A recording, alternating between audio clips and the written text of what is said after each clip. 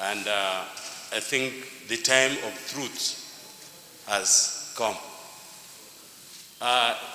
It's no longer acceptable to every Nigerian of the situation that we find ourselves, especially in the Northeast. We cannot be mourning our citizens in and out every day. And we cannot accept, again, the explanation coming from the military every time there is an attack like this. Furthermore, as a digression, let me say, if the statement that are credited to the spokesperson of Mr. President, Mr. Garba Shehu, is true, then let me say that it's highly irresponsible and insensitive. He might be exposed to information that we and other Nigerians did not have.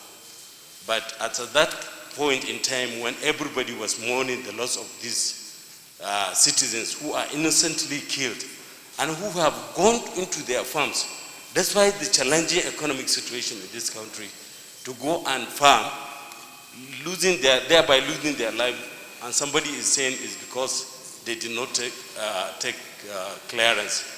We don't harvest crops in one day. We harvest them over time.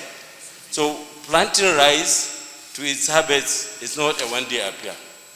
How did it happen, or what happened that all the time these people were busy farming their land, the military has not asked them to stop? So, Mr. President, I totally agree with the submission of my colleague, Governor Kasim Shetima, and I believe that it has now facing us eyeball to eyeball, that we have to sit down with this military and reassess their performance in this in the Northeast.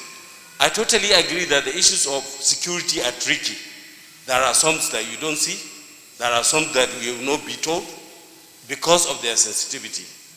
But we are past that time now, because same day in, day out, same scenarios keep repeating themselves. Then something is fundamentally wrong here. Mr. President, if we allow this to go like this, let's be ready for another morning. So, despite the effort of federal government on the security issues of Nigeria, and I totally believe the president is doing his own best, but then doing your best is not enough when you cannot see the results on ground. And this is what is happening. It's no longer about money. This Senate and the National Assembly as a general has increased budget over budget, year over years, to the security apparatus of this country so that we can secure it. Yet, the more we give money, the more attacks we have. So, Mr. President, I think the resolutions or the suggestions that were proffered, especially that of the civilian JTF, I'm strongly for it. Because when the civilian JTF were introduced, we had the security level drop drastically. And there was improvement in security, and people were going about their normal duties. Let me equally say here, or assuage the fears of other people that are saying that Borno would take an undue advantage in the employment. I don't believe so.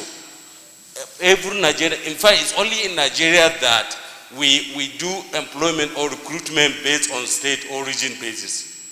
It's based on what you want as a citizen. You want to be an Air Force or you want to be an economist, it doesn't matter.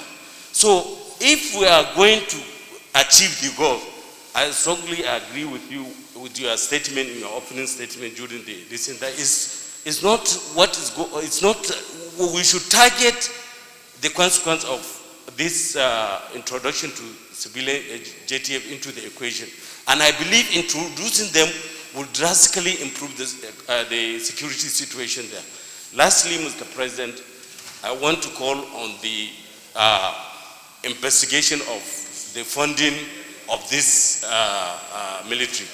It's high time. I don't want to believe, and I don't even go where I don't think we should accept increasing money, at least for now, to we sure and we are clear of the earlier investment that we. I want to once more condole